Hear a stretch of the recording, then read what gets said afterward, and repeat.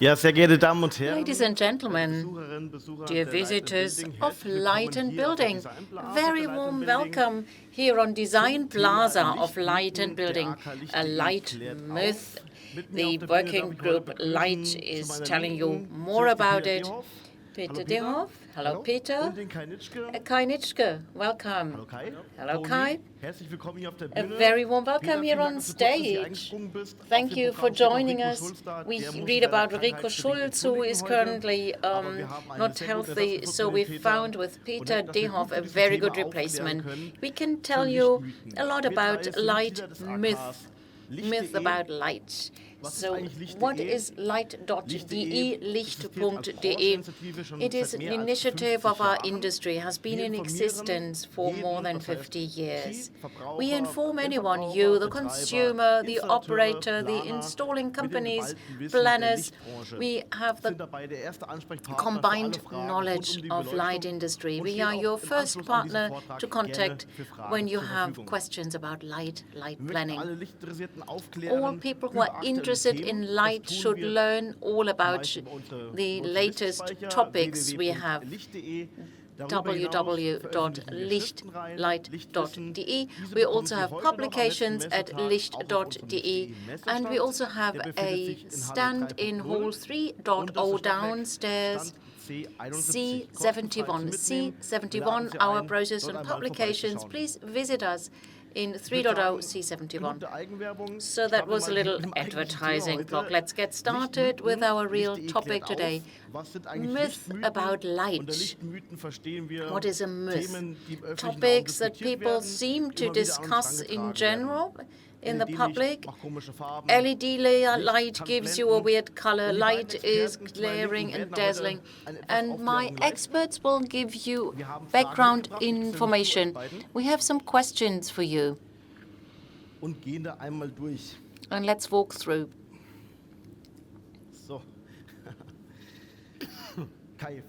Kai, the first question, the first myth about light. We still know the energy savings lamp. Everybody wants to save energy right now. Does it help us saving something? Oh, absolutely. That's a clear yes. Energy savings lamp. The term has been in existence for many years. It's a compact lamp, fluorescent lamp. So that's a compact fluorescent lamp, a classical replacement for your classical light bulb. Saves 75% of energy. But as we know, in 2023, starting as of February, they will be phased out. There are more efficient alternatives, the LED lights, and they save, in comparison to compact and energy-saving lights, even more energy. And I think the light is so much nicer. And since they contain no mercury, they are much better for the environment. Interesting. In the past, we had the light bulb. The light bulb got hot. Peter, how about the LEDs? Are they emitting warmth? Yes, LEDs also get warm, but not as warm as a light bulb. LED is not heat emitting. That's not really true, because you use energy in order to produce energy, and that is only changed and transferred into energy. But the LED light source is not emitting or dissipating heat. The electronic parts require heat dissipation, so that leads to a certain level of warmth in the operating circle on the platinum circuit board. And the better the light dissipation, the longer the life cycle. So there is a different technology behind it. It is not a temperature spot like the light bulb. LED light is dangerous for your eyesight. Is that true? Not a real topic that you should worry about as a regular user of LED light. LED light for normal usage is not bad for the human eyesight. If you use a room with LED light in a sports stadium, street, or in a school, in a shop, light is well used, well planned. It won't harm the human eye. We have certain high lumen lights or spotlights. If you have them too close to your eye or if you're looking directly into this light, that can lead to an irritation. But that's not a normal type of usage, so you shouldn't worry about using the LEDs. Okay. And there is a sign. Let me show this sign. Could you tell us what this means? Yes, of course we have LED light sources for specific use, emitting a high level of lamp in a lab, for instance. Sometimes, if you illuminate buildings where we have very strong, high-performance LEDs, so we have to see whether the light performance or the light being radiated is harmful to the human eye. And you have to be careful. We have a risk group too, so we've got to be careful. What does that mean? Do not look into the light source. Do not look into this light source for a longer period of time. So as a manufacturer, we have to check all lights, whether they are part of the risk groups 1 and 0. And almost all light sources that are offered by the manufacturers for normal use are risk group 0 or 1. If we talk about a very high light performance, it'll be risk group 3. I don't know anyone.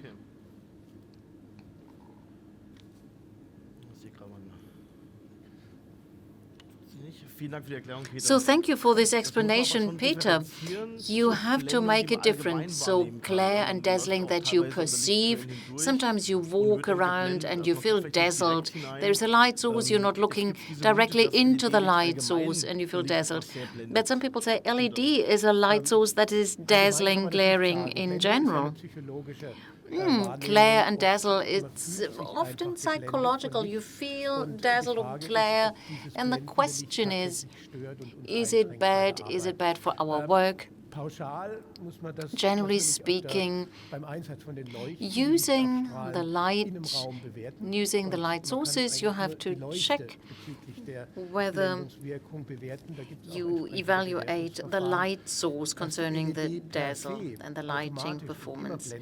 You cannot say as such that per se and in general LED is always glaring and dazzling. That's not true. In a dark room, if you use a very light spot in a dark room, just like a car that comes closer in the dark can be dazzling if it has an LED light. These things can be counteracted and stopped, prevented by good light planning. So we hear there are good solutions available, and then we minimize everything. So it sounds like LED is the best choice. LED, you can have it forever. That's what you heard. I was told. Interesting that someone told you. What do you think? LED is forever. Not forever. Some people nod their wonder. An LED is not forever, but for a very long time. And what we discuss, what is called a sign of age for the LED, it is getting weaker and weaker. So the LED is losing light performance. If you talk about the life cycle and longevity, we talk about the design and the components of this light source. For instance, the driver, the LED driver, the source of tension for the LED, and here again the driver is very important for the life cycle. And if the driver doesn't work properly anymore, the LED doesn't generate light, and the LED module and the driver together. That's the core, the light engine, so to say, of what we're doing here. And for the LED, as Peter says, the cooling, heat dissipation, cooling is important. So we have to dissipate a lot of heat and have to do it soon and fast. If you compare with the old lamps we had in the past, they had a bigger volume, and the LED form is more oriented towards the LED module with a background that light can be dissipated efficiently, and that's a good influence on your life cycle together with the drivers. And the driver has to be well designed. Otherwise, you have this very low rate of failure. And we have the data sheets from our manufacturers. They come up with all the technical data for the drivers and also for the loss of light over time for the LED modules. And better products lose less light over time as opposed to products that are not as good. And one thing for sure, switching on and off as people did in the past, especially for the high pressure lamps, that's not bad for LED at all. Oh, thank you, Kai. Switching on and off, no harm for the LEDs. We have this LED and it is flickering. Is it typical for LEDs that they flicker? Flickering can happen. It's not because of the LED proper, it's only a semiconductor emitting light. But the semiconductor has to be run by electronics. And if the electronics, if it's not good enough, we'll see that the semiconductor and the LED is maybe being switched on and off and flickering. So there is a slight flickering. In a normal situation, under normal standard operations, doesn't happen if you have a dimmer. If you use a dimmer, and if the electronics isn't designed for dimming, you might have the flickering effect. Especially when we talk about the high-quality manufacturers, we use high-level electronics, and I think the flickering of the LEDs will be prevented. Flickering is a quality characteristics according to the new eco-design regulations. So this always has to be stated. And if we use the LEDs with the tension or whatever, you have to look at it so that flickering is something that won't happen, that is excluded. If you walk through this exhibition hall and look at the types of light that we can see, you see that the LEDs have different colors. Sometimes it's warm colors, sometimes it's cold colors. So does LED light create weird colors or weird light?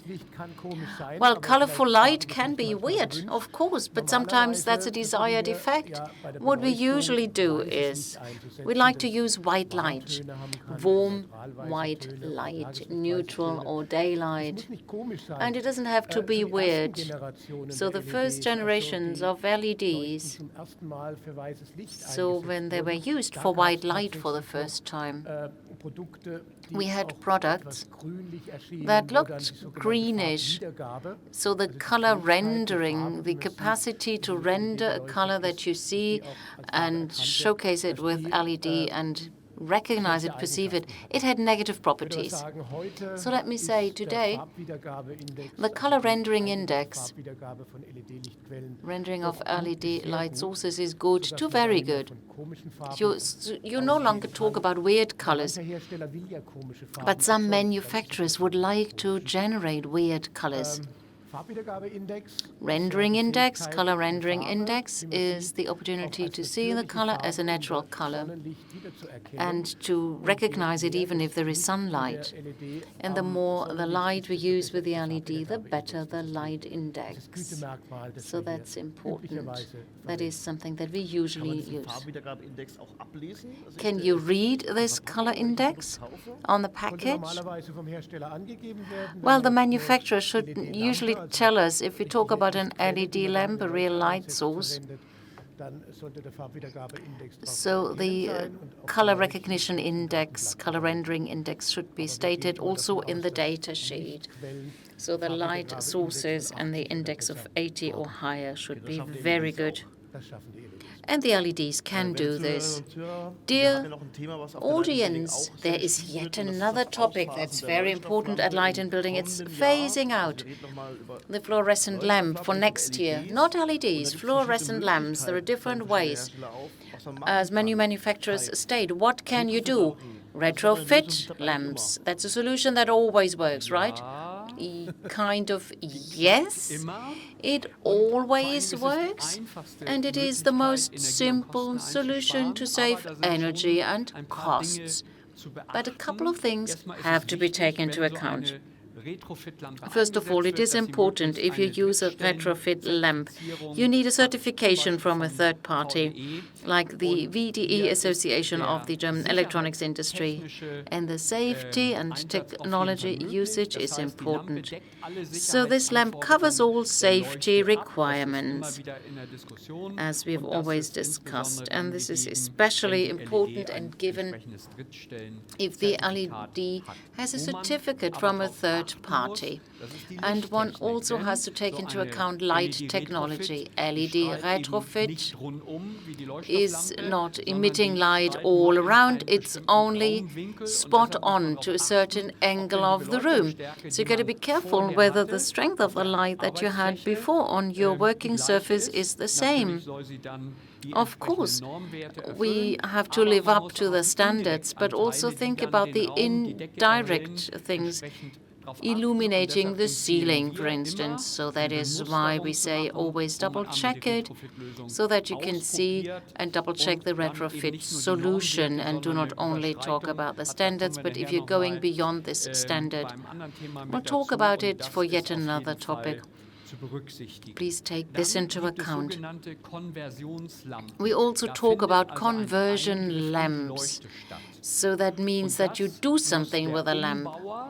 You interfere with a lamp, so the electrical installation expert has to think about it, because they are the operator of the product and take liability for it. So be careful if you do an apparently simple retrofit. Double check, and retrofit and conversion solutions are not the same. Retrofit can be done easily if you take into account all the points.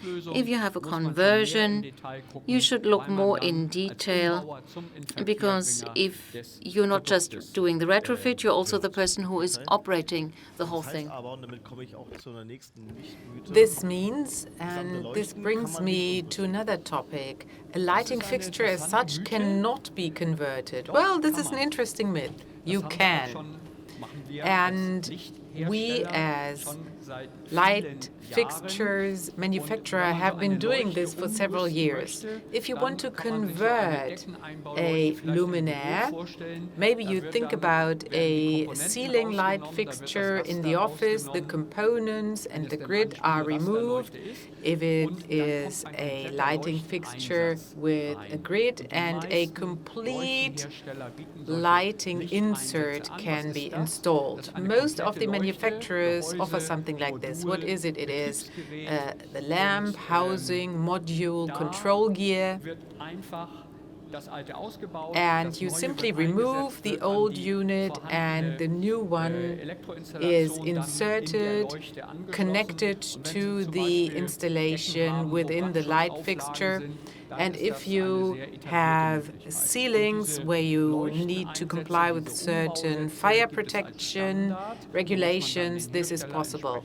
So inserts like these are available as a standardized solution. You would have to ask the manufacturer about this. But there are specific solutions, customized solutions, which will be manufactured specifically for one lighting fixture. Well, sounds as if this was a little more work intensive than retrofitting. Is it worth it? When it comes to the light fixture insert, we save more energy compared to retrofitting. Retrofitting saves between 40 and 50% of energy, but the insert with the optical features, modules and drivers saves even more. Licht.de shows a nice graph which shows how much energy you can save here. And of course, a conversion is worth it if you look into the individual situation, and there are several criteria to be considered. Depends on the price of electricity, the service life, to mention but two examples. If you go ahead with a retrofit, especially nowadays, you look at saving costs and energy. However, retrofitting also means you improve the quality of lighting. And whenever we discuss the quality of lighting, and licht.de, I think, is the magazine which really enlightens people when it comes to quality of light. And what we need to do in case of a retrofit solution is we have to design the light properly.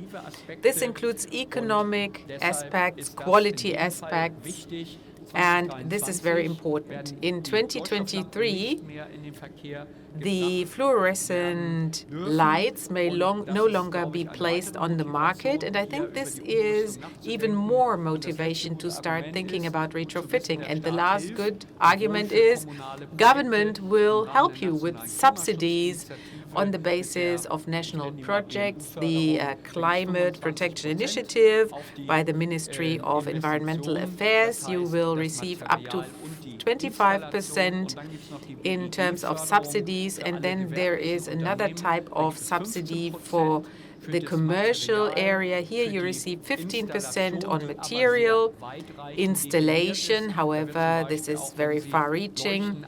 It also applies when you retrofit ceiling lamps, then the decorator will also be subsidized. So government definitely will subsidize the retrofit. Okay, to put it in a nutshell, we have different options to save energy when we refurbish. So it would be a good idea to start refurbishing now, but there are different opportunities. You have to look at this. We have different types of energy efficiency, and subsidies are available. So definitely it will be a good idea to start refurbishing now, because fluorescent lights will be phased out in the years to come. But when it comes to existing light fixtures, wouldn't it be a good idea to wait until the end of their service life? Well, we save energy, we save costs, and the old products will no longer be available. So if we look at existing light fixtures, one thing is very important. Do you still have the quality of light you planned at the time? Very often this is not the case. A lot of lighting systems who are older now do not provide the same degree of quality of light, and even in case of good maintenance and cleaning, you will no longer have this great quality of light that you had before. So these products have reached the end of their service life, and space parts availability is also important. If spare parts are no longer available, then a lighting system should no longer be used. Okay, thank you very much, Kai, for the detailed information. Very useful. Now we decided to refurbish. We need to acquire the light fixtures. People often say expensive light fixtures are better. Is this always true? Oh, well, of course, expensive light fixtures may be of a better quality, but you do not only have to look at the light fixture as such, but at operation. Maybe light fixtures which are a little more expensive when you buy them then have a lower operational expense in the end. I think you have to add up all the costs, and it may be that more expensive light fixtures are the better choice, but the other way around. Good light fixtures are not always more expensive. You want to add anything? Well, Peter was right. We already pointed out to efficiency. You have to look at the efficiency, and investments maybe result in a high price for the light fixture, but you have to add the energy costs. And how do you define costs? Covering the whole life cycle. Maybe in this case, the light fixture isn't that expensive. So it's a matter of definition. And the period of time that you use in order to find out what kinds of costs arise. Okay, so you have to look at the overall situation. How much money do I need? Does it pay off? In some cases, there are solutions that take the human needs into consideration. One idea is human-centric lighting. Peter, you are the expert. Maybe you can explain what human-centric lighting means and do away with the myth that this is only for esoteric zealots. Well, that's a real myth. Human-centric lighting is about focusing on the human being when it comes to lighting. This is the idea behind a concept which tells us that the designer needs to think about the demand regarding the lighting in terms of the human being, not only that the individual needs to see something, but the biological effect is also important. Biological, well, this is what you think of when it comes to human-centric lighting. So the circadian rhythm of the human being is very important. And of course, this is something that really influences the human being, and the designer can take this into consideration. And when you operate a lighting system, by way of control, you can make sure that the light is the proper one for the human being at a certain point in time. Good light design, which results in a good operation of the lighting system, means better light for the human being. This is not a myth. This is really a demand of society. So light influences the human being. Are there any other issues like performance, productivity, when you say light can make us more awake or can help us to be in a good mood? Good question. The answer is yes.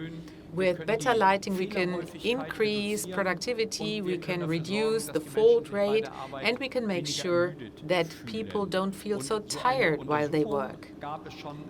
And a survey was conducted in 1998 already, commissioned by the Metal Industry Employers Liability Fund, and the results showed that in case of metal processing activities with brighter light, people performed better, the fault rate was reduced, and people didn't feel so tired.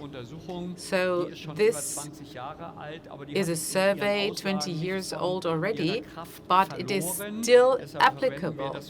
This is why we still use it in our discussions, in our presentations.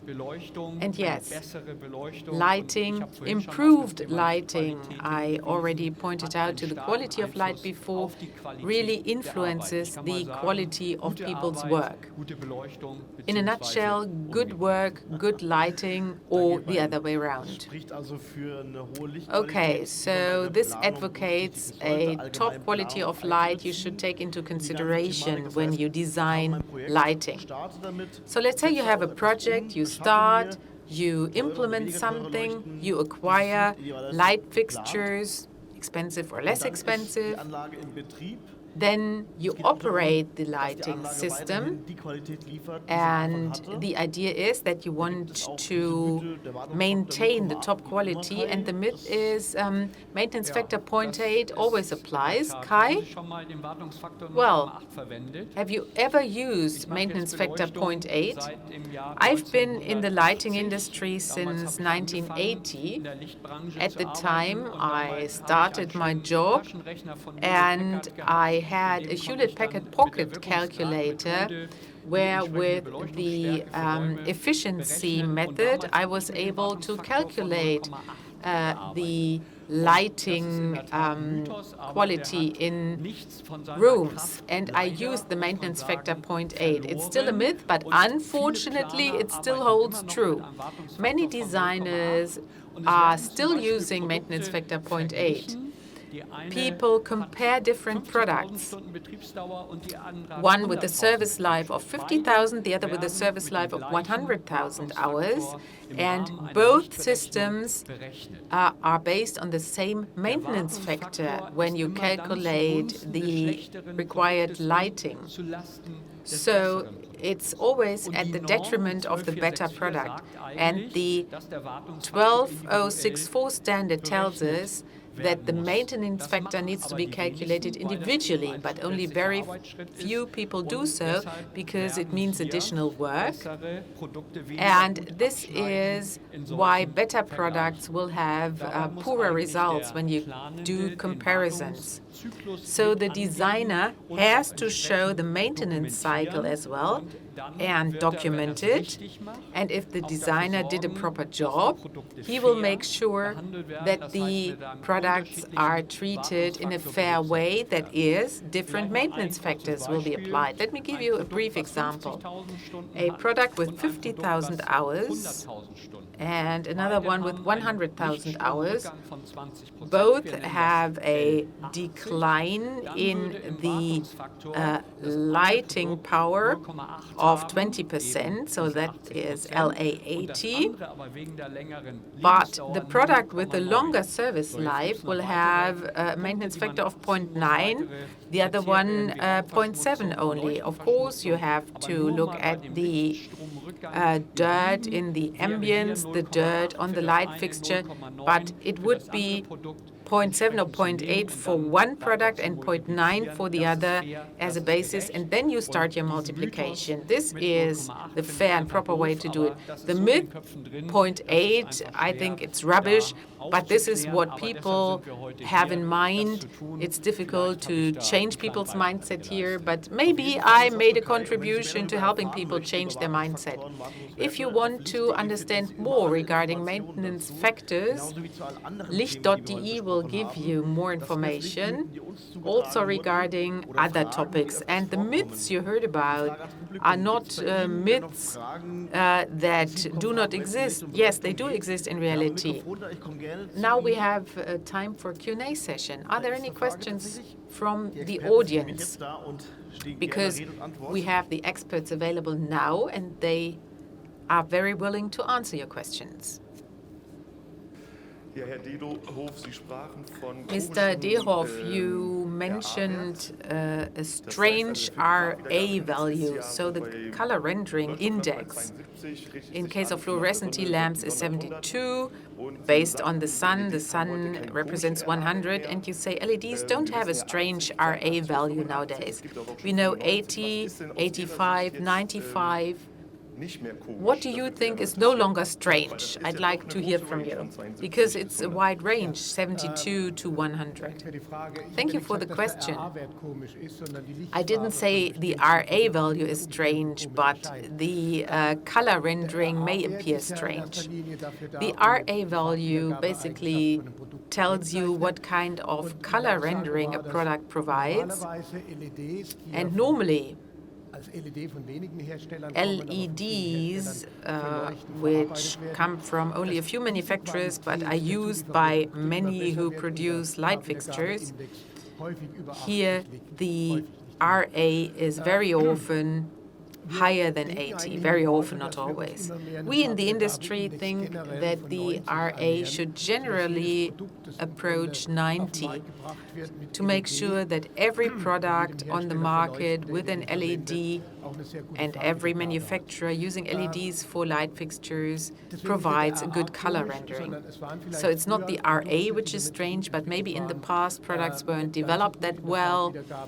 Maybe the coloring wasn't excellent and it appeared strange because you had a greenish LED light, and this is why people thought it's strange. The same goes for fluorescent lights, T5, the very narrow lamps, or T8, 26 millimeter lamps. Normally, those we used had an R8 exceeding 80. There were individual types, T72, maybe a cheaper product. Cheaper products are available as well. But this is not what you normally use for professional applications. So it's not the RA which is strange. Sometimes this RA value is used in a strange manner. Thank you. The RA value, is this also related to developing heat within the light fixture? Not really.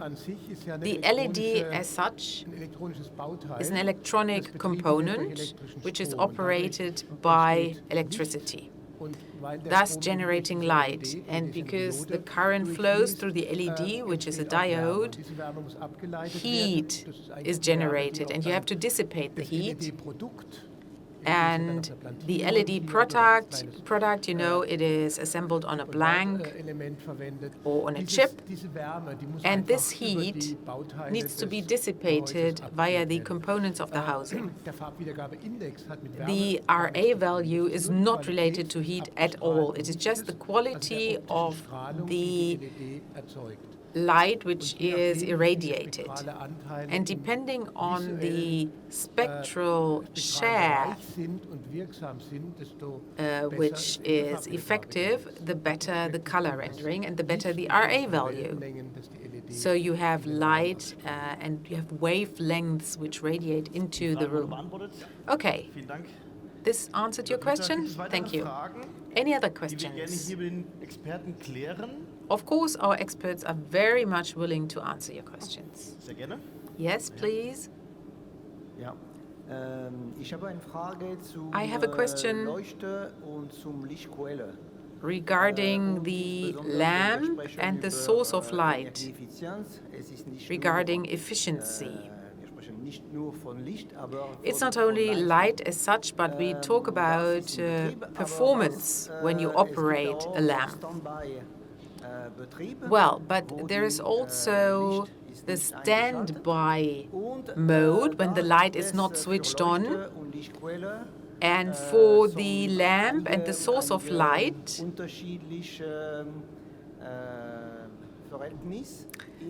there are different types of information in the Eco-Design Directive. What do you think about the standby output of a lamp?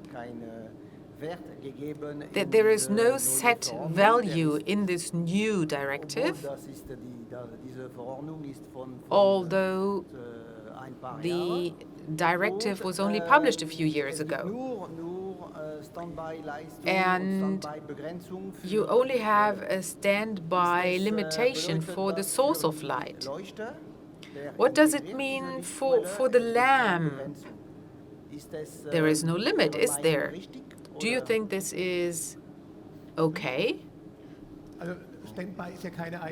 Standby is not a characteristic of the lamp as such, but of lamp control.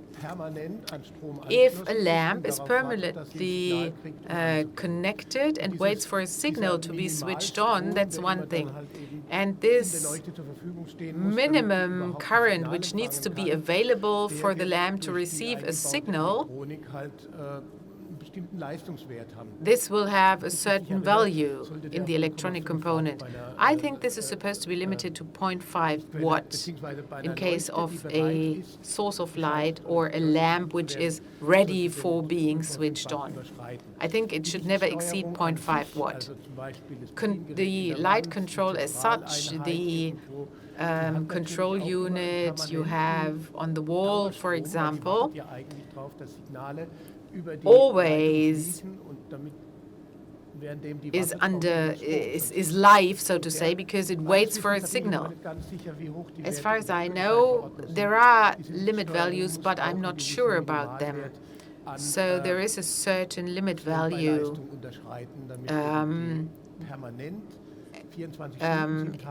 to make sure that the energy you use for standby is as low as possible if you look at the 24/7 situation. A TV set, which is on standby, of course, will consume energy because it's waiting for a signal. Well, we advocate that the standby energy consumption is being reduced more and more due to improved electronics. And if you can switch off a system completely, no energy will be consumed. But it's in the lamp as such, the component, and as you said, in addition to this, you have the control units, which of course also consume some energy. Did this answer your question? Thank you. And thank you for the question. One last question is possible. I didn't see anybody raising their hands. Okay, there is another one. Use the opportunity. Go ahead. Well, if it's the last question, does this adversely affect the service life if I always have my device on standby? So the basic question is, we've been working with light for 10 years now, and we use a lot of control technology. So if I dim down the lamps because I don't need them, will this increase the service life because they only operate at an 80% performance? So I optimize the light. 500 lux is what is needed, but I design it for 700. And maybe the LEDs in this case, I mean, they are designed for 700 lux, but they are only operating at an 80% output. Would this improve the service life? Well, we talked about heat dissipation before. If the lamp is over-designed, then you do not operate it at the maximum level. You produce less heat. And of course, this will improve the service life. But I know we do not publish any curves or any diagrams here as we did with the halogen light, where we said 10% below maximum voltage improves the service life. We don't have this for the LEDs because you need lab tests for this, which is quite work intensive. But in general, I would say yes. It's true. If you dim down, then the LED will have a longer service life, definitely. The difference being, as a manufacturer, a specific operational current for the LED is predefined. So we buy an LED, add electronic components, and operate the LED. Normally, you don't operate it at the maximum level because this would reduce the service life. If the LED would survive this type of performance, becoming brighter, this would adversely affect the service life. So as a manufacturer, we are very much interested in operating an LED in a lamp which treats the LED very nicely, so to say, to be able to have the light current at a constant level and improving the service life. Then you have a service life of, let's say, 100,000 hours, which is 12.5 hours permanent operation, 24/7. And this then would give you a service life of 100,000 hours, theoretically at least. But regarding the operation you design as a developer of electronic components, you have to take this into consideration. If during operation you dim it down, of course, you could improve the service life a little bit. But it's not the same effect as in the past with the incandescent bulb. Thank you very much for your questions. If there are any further questions you didn't want to ask here, you will find us at the licht.de booth C71 in Hall 3. You will be able to meet our experts here. Thank you, Mr. Nitschke. Thank you, Mr. Dehoff. Enjoy the last hours at Light and Building. Auf Wiedersehen bei and licht.de. goodbye, and see you again at licht.de. Thank you very much.